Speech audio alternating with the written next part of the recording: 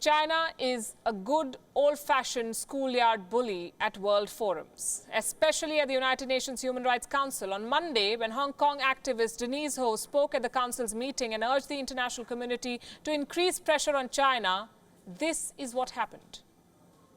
The Vienna Declaration guarantees democracy and human rights. Yet in Hong Kong today, these are under serious attack.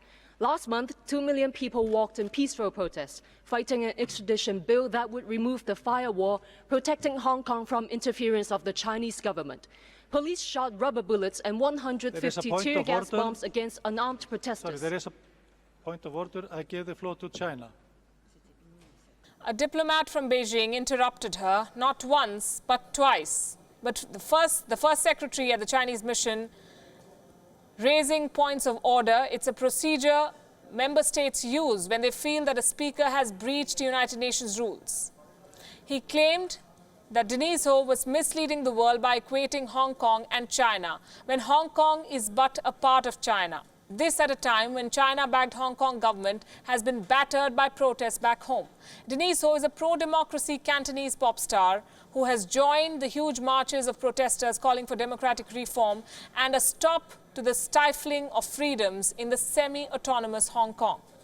She clarified to the media that she was not trying to put China and Hong Kong on the same level, but she also said that Hong Kong is on the edge of becoming another Chinese city with no freedom of speech. It looks and sounds obnoxious, but it's not even the first time that China has done something like this. The Chinese government and its officials have time and again tried to twist reality at an international forum like the human rights body.